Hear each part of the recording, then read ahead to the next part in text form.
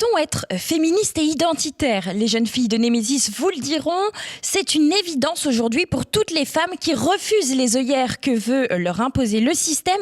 Alice, je te laisse nous en dire plus. Le féminisme identitaire que propose Némésis est un féminisme qui a 3 objectifs. Dénoncer les violences faites aux femmes, évidemment. Réconcilier l'homme et la femme dans une société où le féminisme dit mainstream les a tellement séparés. Et promouvoir la civilisation européenne comme le berceau de l'épanouissement des femmes. Tout naturellement, pour arriver à ces 3 objectifs, plusieurs moyens nous sont donnés et nous aimerions en proposer 2 essentiels, parmi d'autres, que sont la remigration et le communautarisme. Plus que jamais, les femmes françaises et plus largement européennes sont victimes de ce fléau qui s'explique par le choc culturel de la rencontre entre des hommes qui, dans le meilleur des cas, cachent leurs femmes derrière un voile et dans le pire les excisent, et des femmes françaises et européennes libres et respectées. Cet écart de culture mène à des drames, comme l'illustre la terrible nuit du 31 décembre 2015 à Cologne, où beaucoup d'Allemands ont subi des agressions sexuelles par des migrants. Ou encore les viols de masse commis à Telford ou à Rotterdam, au Royaume-Uni. Les chiffres attestent de cela. Oui, les personnes issues de l'immigration extra-européenne sont surreprésentées dans les violences faites aux femmes. Nous en voulons pour preuve les chiffres suivants. En Allemagne, en 2016, l'Office fédéral de la police nationale rendait publiques les statistiques de la criminalité. Sur 1 million de migrants, il y avait 875 viols ou agressions sexuelles contre 54 pour 1 million de personnes de nationalité allemande. Même constat pour la Suède, où la chaîne de télévision SVT rapportait qu'en 2008, les statistiques montraient que 58% des hommes condamnés pour viol et tentative de viol au cours des 5 dernières années étaient des migrants nés hors Union européenne, plus précisément en Afrique subsaharienne ou en Afrique du Nord. Dans le cas où les Suédoises ne connaissent pas leur agresseur, la proportion de délinquants sexuels nés à l'étranger était supérieure à 80%. Nous vous laissons imaginer un petit peu le drame. Ce constat implacable rend la notion de rémigration essentielle dans la lutte féministe qui doit cesser d'être intersectionnelle. Pour rappel, l'intersectionnalité, c'est la convergence des luttes, pour utiliser des termes plus compréhensibles. L'idée de rémigration fait encore frémir dans les chaumières, mais combien de viols et d'agressions sexuelles à répétition éviterons-nous par cette arme redoutable? Combien de femmes devront encore subir les frustrations sexuelles de peuples fraîchement arrivés chez nous, peuples qui ne font qu'accroître en France et en Europe?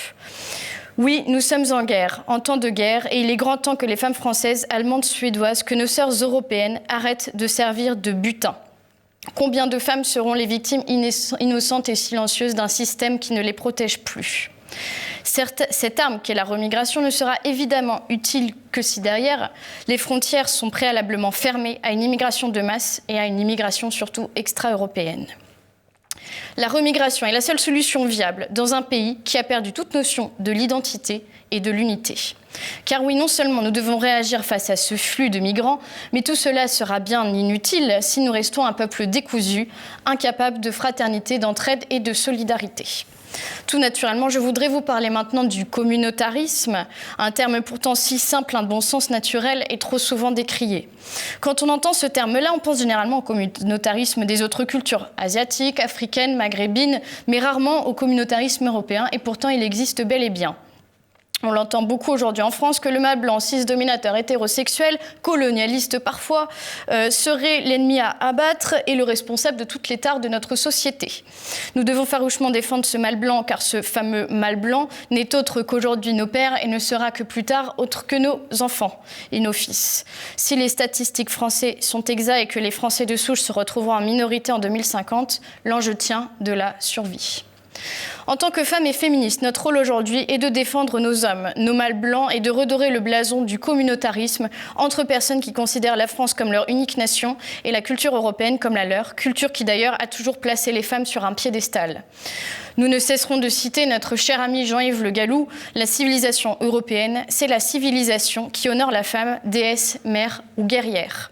Choisissons un féminisme communautaire et oublions cette mascarade qu'est le féminisme intersectionnel que nous rebaptiserons comme gauchisme, utilisant l'argument féministe pour transmettre leur idéologie. Soyons fiers de nos racines et n'ayons pas peur de vivre entre nous et assumons-le. Nous sommes face à des personnes ayant des valeurs fortes et une fierté de leur identité et qui souhaiteraient importer leur culture dans des pays européens. Soyons-en conscients. Cela attire d'ailleurs bon nombre de jeunes européens, ce qui se traduit dans les styles musicaux ou les éléments de langage qui peu à peu s'africanisent. Pouvons-nous sérieusement vouloir à cette jeunesse qui cherche un idéal et qui se retrouve confrontée à des sociétés fortes et fières quand la leur sombre dans la honte de leur histoire et de leur couleur? Quand on entend des raclures comme Aurélien Taché prôner la polygamie et les certificats de virginité, soyons communautaires, mais pas avec les traîtres. Même les critères de beauté féminine tendent tantôt vers des formes africaines à cause de certains médias qui essayent de mettre la diversité partout avec la complicité évidemment de Netflix, tantôt vers un enlaidissement prôné par un pseudo-féminisme qui définit la féminité comme un asservissement au patriarcat. Le juste milieu entre ces deux extrêmes se situe dans la revalorisation de notre culture, de notre langue et de notre histoire. Remettons en avant nos propres Vénus, celles de Botticelli et de Milo.